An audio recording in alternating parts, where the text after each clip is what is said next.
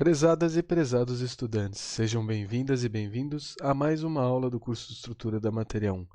Na videoaula de hoje, continuaremos abordando o tema dos modelos atômicos e discutiremos, além das linhas espectrais, a falha do modelo de Rutherford, né? Então, até a videoaula anterior, a gente tinha estabelecido um modelo atômico que contém um núcleo. Esse núcleo contém basicamente toda a massa, né, do átomo, né? Uma pequena fração da massa do átomo é dada pelos elétrons, e ele também concentra a carga positiva numa região muito pequena, né?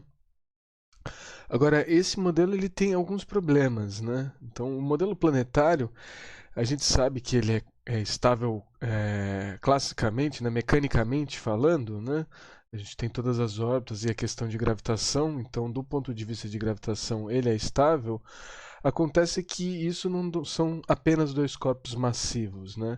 São dois corpos massivos e carregados. Então, se eles têm carga, eles vão interagir eletromagneticamente, e se eles interagem eletromagneticamente, né, eles têm cargas opostas aqui. Se a gente pensar no átomo mais simples de hidrogênio, um próton e o elétron circundando ele, eles têm cargas opostas, eles vão se atrair, né? Então, como a massa do próton é muito maior que a massa do elétron, basicamente o elétron vai sendo atraído em direção ao próton, né? E conforme ele vai sendo atraído, né, ele vai tendo uma aceleração, além da sua aceleração radial, né, ele vai tendo uma aceleração chamada tangencial no movimento circular, né? E isso faz com que ele vai espiralando em direção ao centro, né? Ele vai diminuindo o raio da sua circunferência, né? Ele vai diminuindo a distância para o núcleo de uma maneira que ele vai espiralando até ele finalmente chegar no núcleo, né? Então a gente não tem estabilidade, e pior que não ter estabilidade, que é o tópico da videoaula de hoje, se a energia vai sendo, se eu vou tendo esse efeito de aceleração, né? Eu vou perdendo essa energia, né?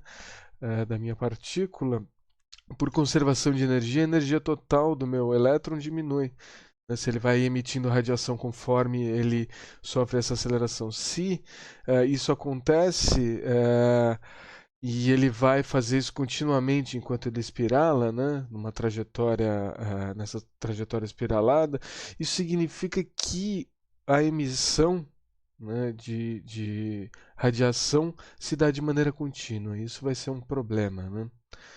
Isso vai ser um problema porque quando a gente observa, né, um espectro, né, e a gente já vai falar mais sobre isso, a gente vê que tem linhas, não é um contínuo, tem linhas específicas, e essas linhas correspondem aos diferentes elementos e isótopos, né? Então a gente já tem o problema com o espectro contínuo, e a gente tem um problema de estabilidade também. Então, esse modelo não consegue dar conta dos dados experimentais, então não é um modelo válido para descrever o nosso átomo, né? É claro que se eu quero estudar só o espalhamento, né, de partículas alfas ou de um feixe de partículas, né, a altas energias a partir do MeV, né, por nucleon, aí certamente eu posso utilizar a seção de choque Rutherford, né? Ah, então, de uma maneira geral, a gente está vendo indícios aqui que a dinâmica desses elétrons atômicos requer um tratamento mais sofisticado, né? E a gente vai fazer esse tratamento na próxima videoaula, quando a gente falar do modelo de Bohr, né? Mesmo assim, o modelo de Bohr ainda não vai ser suficiente. A mecânica quântica vem justamente para suplementar essa necessidade, né? Então, os princípios de quantização que vão ser utilizados para criar essa dinâmica, né? Essa dinâmica dos elétrons atômicos. Então é por isso que é no regime do muito pequeno que a quantização de energia se torna importante. E tudo vinculado por aquela constante que eu já mencionei antes, que tem um valor muito pequeno, que é a constante de Planck. Então tá, mesmo assim, vamos calcular a energia total de um átomo de hidrogênio. Isso aqui vai voltar a ser importante no átomo de Bohr, e lá a gente faz a conta de uma outra maneira. Mas vamos pensar o seguinte, eu tenho uma força, né, que é a força eletrostática, né? Então eu tenho um átomo de hidrogênio, eu tenho um próton, carga elementar positiva, eu tenho um elétron, carga elementar negativa, né? A interação entre eles se dá por uma força que tem a constante elétrica, 1 sobre 4π permissividade no vácuo, e aí eu tenho a carga elementar ao quadrado, né, que seria carga vezes carga, dividido pela distância ao quadrado desses dois constituintes do átomo de hidrogênio. E vamos considerar um movimento circular, né? Então, no movimento circular, eu teria, né, que a minha força é igual à força centrípeta, e essa força aqui, centrípeta, num primeiro instante, só é responsável por mudar a direção da velocidade para que permaneça numa órbita circular. E essa força é dada pela massa, velocidade ao quadrado, dividido pelo raio, né? Essa é uma das maneiras de escrever essa força, né? Então, 1/2 da massa vezes velocidade ao quadrado é energia cinética. Então, se eu multiplicar e dividir por 2, né? Então, o 2 com mv quadrado vira energia cinética, o 2 no numerador sobra. Então, fica menos 2 vezes a energia cinética sobre a distância, né? O sinal menos da força centrípeta vem porque ela está na direção do centro de referência aqui, que é a origem do meu sistema polar. Então tá, eu também consigo, né, calcular a, a frequência, né, com que esse meu elétron realiza essa órbita, né, quando ele completa essa órbita. Então, essa frequência, uma das maneiras de defini-las é a velocidade dividida pela distância da órbita, né? Se ele tem uma velocidade v, a distância da órbita é o perímetro dela, que é 2 vezes π vezes o raio. Então, se eu agora utilizar esse resultado aqui, ó, então, estou comparando essa expressão com essa expressão aqui, né? Então, raio cancela com raio, eu tenho que a velocidade ao quadrado, não, menos cancela com menos, vai ser e ao quadrado sobre 4πε0 m r a primeira, né? Porque o r cancelou. Então, se eu tirar a raiz disso, eu tenho a velocidade, é o que eu vou substituir aqui. Então, tirando a raiz disso, fica e no numerador, e no denominador, né, a gente vai ter 4πε0 Rm raiz, né? E isso tudo é multiplicado por 2 vezes π vezes r, né? Então, o que eu fiz aqui o 4 raiz é 2, 2 vezes 2 fica 4, o π entrou na raiz, então tinha um π na raiz e tinha um π fora da raiz, então ficou π ao cubo, com r a mesma coisa. Então, tenho essa maneira de escrever a frequência. Isso aqui só para demonstrar claramente que a frequência depende do raio da minha órbita, né? A gente já tinha discutido um pouco disso. Então tá, e se eu calcular a energia total agora desse meu sistema, né, eu tenho que ela é a soma da energia potencial mais a energia cinética, a energia potencial é menos a constante elétrica, né, vezes o quadrado da carga elementar sobre R, e aqui menos a energia cinética vai ser R vezes a força eletrostática sobre 2, né, e vai ter um sinal negativo. Então, a força eletrostática eu posso substituir, né? A única coisa que vai acontecer, né, nessa relação aqui que eu vou ter é que eu tenho 1 sobre 4πε0, né? Eu tenho a mesma constante de elétrica, e aí eu vou ter um R no numerador que vai cancelar o quadrado do denominador. Então, eu vou ficar com e quadrado sobre 2. Aí, o menos daqui com o menos daqui fica positivo. Então, eu tenho menos esse termo e mais 1/2 dele mesmo, né? Então, no final, se eu somar as duas coisas, fica menos 1 sobre 4πε0 e quadrado sobre 2r. Não se assustem tanto com a questão da energia ser negativa nesse momento, porque é uma definição, é como a gente define as energias de uma maneira. Lembra, a gente sempre tem arbitrariedade para definir o zero da energia potencial e tudo que interessa são diferenças de energia, e a gente escolhe as energias de uma maneira que energias negativas vão representar estados ligados, né? E energias positivas vão representar estados de espalhamento, né? A gente vai entender melhor isso quando a gente estiver discutindo a mecânica ondulatória de Schrödinger.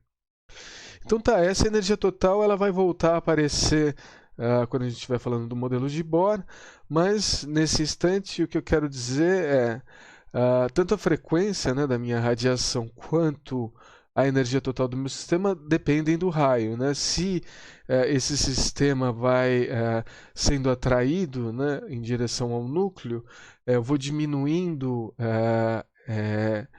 o valor de R, né? Se eu vou diminuindo o valor de R, eu vou alterando a energia total e a frequência de emissão. Então, é isso que eu esperaria no modelo de Rutherford, né, que tivesse a emissão desse espectro contínuo. Antes de falar das linhas espectrais, né, só dar uma justificativa aqui da energia radiada. Eu sei que isso aqui está mais no campo de uma teoria eletromagnética, mas eu só quero mencionar, e eu não vou deduzir várias dessas coisas aqui, eu só vou deixá-las colocadas para vocês terem uma ideia, né? A questão é que, se eu tenho uma carga que se move com velocidade constante, os campos se ajustam de uma maneira que eles carregam energia junto com a partícula. Agora, se eu tenho uma carga que está sendo acelerada, né, aí o que acontece? Aí os campos não conseguem se ajustar, né, para que a energia seja levada junto com a partícula, e essa aceleração gera uma radiação, né? Então, cargas elétricas aceleradas sempre irradiam. É basicamente isso que eu estou falando. O que eu só estou querendo demonstrar aqui tem alguns cálculos, né? São baseados em teoria eletromagnética. Eu vou usar algumas fórmulas, não vou demonstrar isso, só vou mencionar o que significam, mas basicamente a gente vai considerar uma densidade volumétrica de energia, o vetor de Poynting, né, que é um vetor associado aí à taxa de energia, o fluxo de energia e a direção de propagação dessa onda, e o que eu quero saber no final, a taxa de radiação de energia. Então, só vou mencionar como esse cálculo é feito e não vou, na verdade, demonstrá-lo, né? Mas a ideia central está aqui, né? Tem uma carga que está sendo acelerada, vocês podem ver as linhas aqui de campo que ela vai emitindo, elas vão entortando, né? Conforme a minha carga vai se movendo, né? Só que se eu considerar, né, uma região muito longe daqui, nessas linhas vão ficar praticamente paralelas e elas vão ser perpendiculares à direção de propagação da minha carga, né? E isso se traduz, né, uma densidade volumétrica de energia que a priori eu escreveria assim, como somente a permissividade vezes esse campo elétrico perpendicular. E esse campo elétrico é sempre possível calculá-lo com a teoria eletromagnética, né? E eu vou utilizar justamente essa densidade de energia, o produto dela com a velocidade da luz vai me dar o vetor de Poynting, né? Esse fluxo de energia. E é esse fluxo de energia que eu vou ter que integrar para saber qual que é a energia total irradiada. Essa é a ideia da conta, eu só vou mencionar brevemente o que algumas coisas significam e só quero demonstrar para vocês o que acontece aqui, né?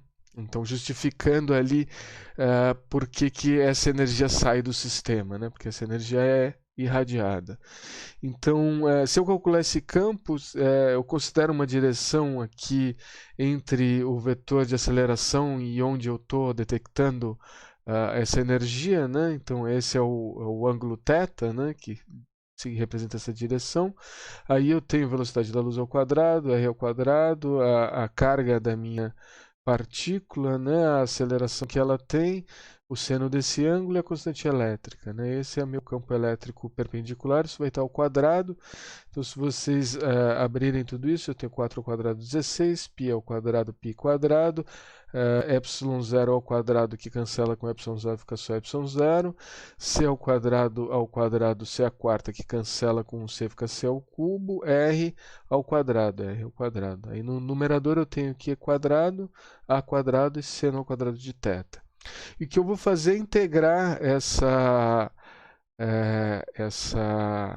esse fluxo de energia, né, em relação ao ângulo sólido total aqui, né, para que eu possa calcular quanta energia é irradiada. Né? Então, se eu fizer essa conta, tem um ângulo que não depende aqui, que vai me dar o termo 2π, né? O outro jacobiano da transformação vai dar o r quadrado seno de θ dθ. Né?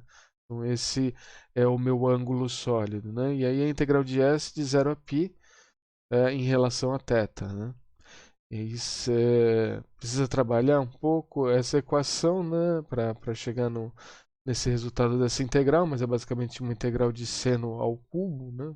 Que tem seno aqui, seno quadrado aqui, o e vai cancelar com o e, vocês já podem ver que tem um c ao cubo aqui, tem um ε0 aqui, tem um quadrado de π cancelou com π, ficou só π. Aqui tinha o termo 2 está aqui ainda, né? 2/3. E esse 3 vem da integração e eu tenho q quadrado a quadrado, né? Assim como um termo 4 cancela aqui na integração. E esse é o resultado que eu tenho da energia. Então, isso só para mostrar que a aceleração determina a quantidade de energia radiada. E é justamente porque os campos, devido a essa diferença de velocidade da partícula, os campos não conseguem se ajustar, né? E aí eles têm essas linhas razoavelmente tortas, né, próximas à emissão, que vão se tornar paralelas lá numa região muito distante. Então essa é a ideia e é essa energia que é irradiada, e é importante a gente voltar aqui para fechar assuntos também, é justamente isso que tem a ver com o Bremsstrahlung. Né? O Bremsstrahlung pode ser interpretado como a energia que é irradiada, né? Que foi fornecida pelo campo elétrico dessa partícula que, ao cruzar, né, o metal-alvo, ela está sendo desacelerada. Esse é o efeito de Bremsstrahlung que a gente comentou, né? De uma outra perspectiva, né? Então tá, isso em geral, né, para mostrar as falhas e as dificuldades com o modelo de Rutherford. Agora vamos entrar nessa questão do espectro, né?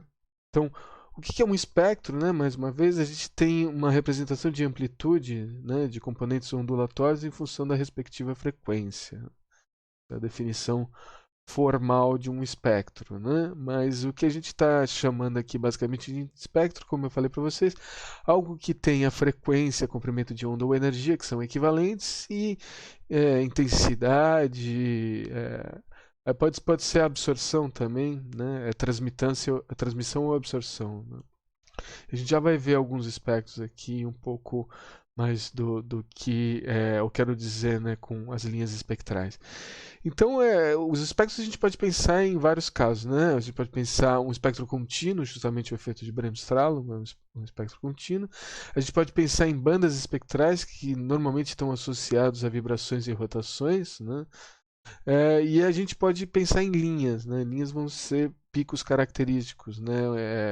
Frequências ali características de emissão ou absorção, né? E isso vai estar associado aqui aos elementos puros, né? Porque quando eles constituem moléculas, aí sim é possível que eles vibrem e rotacionem, né? Então tá, essa é a ideia mais geral possível de espectro. A gente ainda tem que o espectro contínuo, em geral, está associado com esse comportamento coletivo. Né? Um outro exemplo aqui são os sólidos aquecidos, a radiação do corpo negro. Isso é um espectro contínuo. Né? Enquanto que o espectro de linha, né? Então, que vai estar associado a essas linhas espectrais e linhas, justamente, vocês vão ver por que isso é chamado de linha, ele tem a ver com comportamento individual. Então, ele é característico do material que constitui. Né? Então, ele é muito importante, né, para a identificação de elementos na astronomia, por exemplo. justamente porque ele representa linhas estreitas, né? Especialmente aqui num caso, né, eu dou um exemplo de uma descarga elétrica num gás, ele cria um estado excitado, tem baixa pressão entre esse gás, né? Então os elementos têm uma razoável distância, né, para evitar que tenha muita colisão e muita troca. E nesse caso, né, a gente já vai ver aqui, eu trago alguns exemplos, e a gente vai ter essa emissão, né, de linhas estreitas características, né, que vão ser justamente dos processos de deexcitação desses elementos do gás. Então tá, aqui tem uma ideia melhor, né, do que é. Então aqui justamente a radiação de corpo negro, né, a gente põe alta densidade e alta temperatura, né. Aí a gente usa uma rede de difração justamente para a gente conseguir dividir em frequências, comprimentos de onda ou energia, né. A rede de difração basicamente é a parte do meu aparato experimental, né, que difrata o feixe e eu consigo caracterizar a energia, né. Aqui por um acaso eu coloquei um espectro no visível, né? Uma coisa mais familiar. Então, se eu aqueço, né, um gás, né, ou crio essa descarga elétrica aqui, mas se eu aqueço o gás e passo pela difração, eu vou ver essas linhas, né? Justamente não tem nenhuma emissão em vários pontos e tem algumas das regiões apenas que tem emissão. Então, esses são. É por isso que é chamado espectro de Lin, porque isso era feito em filme fotográfico, utilizando alguns prismas, né? Então, se revelava assim, né? Se projetava, né, para separar e aí depois você conseguia medir aqui as distâncias com os pontos de referência. Agora, se eu pegar essa, né, minha fonte, né, que tinha um espectro aqui contínuo e passar agora não por um gás aquecido, né, mas por um gás frio, o processo que acontece é o contrário. Em vez de dele descer ao chamado processo de emissão, é o processo de absorção. Esse gás ele absorve linhas características, que são as mesmas da emissão, né? Então essa é a questão da frequência, da relação de Kirchhoff entre elas, né? E aí esse espectro de absorção, na verdade, vai ter todo o espectro e algumas linhas ausentes, algumas regiões que estão ausentes, né? E assim que a gente enxerga, por exemplo, o espectro do Sol, né? Essa foi a medida feita pelo Fraunhofer. Então, o Sol a gente pode pensar que ele é um corpo negro que está, né, a uma temperatura aproximadamente de 5.800 Kelvin, né? Então ele é esse objeto aqui quente que está emitindo continuamente, ele está envolto por um gás. E aí esse gás que envolve ele dá as linhas, vai apresentar, né, nesse espectro de corpo negro, vão ter algumas regiões que estão faltando. As frequências não são emitidas naquela região, justamente porque esse gás está absorvendo, né? Então são essas transições aqui, né, e essas linhas em que a gente vê que tem uma característica do elemento e não é contínuo, né? Então, claramente, o modelo de Rutherford não consegue explicar isso.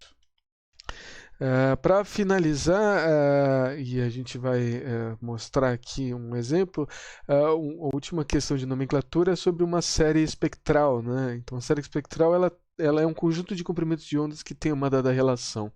Então isso vai ficar um pouco mais claro conforme a gente for trabalhando aqui com o modelo de Bohr, mas eu trago aqui um desses exemplos. Então imagine aquela mesma fita, né? Eu tenho alguns pontos de referência aqui, então uma distância calibrada, então esse está em comprimento de onda, por exemplo, né? E aí eu observo as linhas, né? E aí eu tenho uma linha bem espaçada, o espaçamento vai diminuindo, diminuindo até que eu tenho quase uma banda. Aí novamente tenho linhas espaçadas, vai diminuindo, diminuindo até que eu tenho quase uma banda, né? Então cada um desses conjuntos aqui é uma série espectral, né? E elas ganham esses nomes e a gente vai ver por quê na próxima videoaula, né? Mas tem a série de Lyman, a série de Balmer, a série de Paschen, né? A série de Balmer foi a primeira descoberta, porque isso aqui vocês podem notar que pega uma região do visível, né? Então, o espectro, esse espectro aqui é o espectro do hidrogênio, né? Estou apresentando para vocês. Não se atentem tanto a esses números aqui que estão escritos, NI, NF, depois a gente vai entender melhor quando a gente estiver falando do modelo de Bohr. O que eu quero trazer para vocês aqui são 3 séries, né? Então, esses conjuntos, né, de comprimentos de ondas, né, que estão em várias regiões aqui do espectro, né? Isso aqui pode parecer complicado, mas eu digo a vocês que o espectro do hidrogênio é relativamente simples. Ele tem essas regularidades notáveis aqui, né? Esse espaçamento diminuindo com o comprimento de onda, né? Que foi o que eu falei aqui, né? E tem uma convergência, né, em cada série, tem um limite para ela. E o Balmer foi o primeiro a analisar e conseguiu achar uma relação, né, nessa série que era observada no visível, e ele achou essa relação aqui, né, que o comprimento de onda era dado por um número vezes um n quadrado sobre n quadrado menos 4. Né? Você pode ver que um desses números está aqui. A gente vai entender melhor o que isso significa quando a gente estiver falando do modelo de Bohr.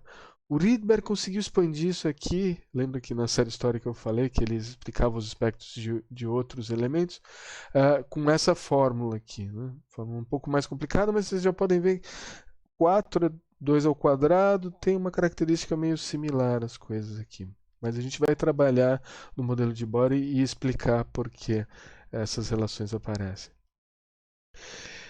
Então tá, são essas fórmulas que determinam, né? A fórmula de Balmer foi uma das primeiras propostas, né? Curiosamente, parece que Balmer era apenas um entusiasta de física, né? Quando ele chegou a essa fórmula. E isso que está representado aqui, né, esquematicamente, são as linhas espectrais, né?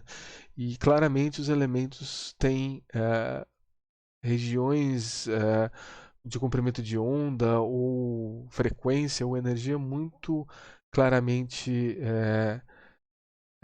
em que claramente há absorção ou emissão, né? Então não pode ser um espectro contínuo. E é justamente esse o problema com a física clássica, né? A física clássica prevê um espectro contínuo e que a frequência depende da revolução dos elétrons em torno do núcleo. É o que a gente demonstrou ali.